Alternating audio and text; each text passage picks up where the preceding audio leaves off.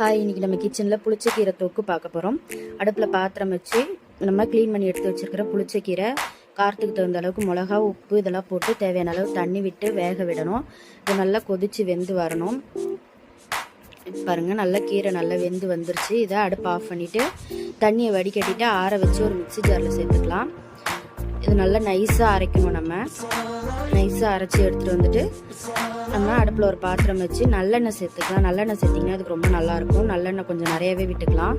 கடுகு நல்லா பொரிஞ்ச உடனே நறுக்கி வச்சுருக்கிற சின்ன வெங்காயம், 10 பல்லு பூண்டு இதெல்லாம் சேர்த்து நல்லா வதக்கி விட்டுடலாம். வெங்காயம் பூண்டு வதங்கின உடனே நம்ம அரைச்சி வச்சுருக்கிற புளிச்சக்கீரையை இதில் சேர்க்கணும். இப்போ நல்லா வெங்காயம் பூண்டு வதங்கி வந்துருச்சு. இப்போ நம்ம அரைச்சி வச்சுருக்கிற புளிச்சக்கீரை இதில் சேர்த்துடலாம். சேர்த்துட்டு இந்த ஜாரில் ஒரு 1/2 டம்ளர் தண்ணி விட்டு அலம்பி இதில் சேர்த்துடலாம். இது நல்லா கொதிக்கணும். கொஞ்சம் நேரம் பெருசுலேயே வச்சு நல்லா கொதி வரட்டும். கொதி வந்தோடனே அடுப்பை சிம் பண்ணிவிட்டு மூடி போட்டு கொதிக்க விடலாம்.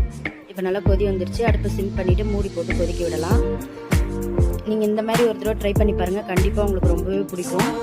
பாருங்கள், நல்லா ஒரு 5 நிமிஷம் கொதிச்சது. சிம்லேயே எண்ணெய் நல்லா பிரண்டு வந்திருக்கு பாருங்கள். மேலே சூப்பராக ரெடி ஆகிடுச்சு நம்மளுடைய புளிச்சக்கீரை. நீங்கள் இந்த மாதிரி ஒரு தடவை ட்ரை பண்ணி பாருங்கள். ரொம்பவே சூப்பராக இருக்கும். கண்டிப்பாக ட்ரை பண்ணி பார்த்துட்டு சொல்லுங்கள். தேங்க்யூ.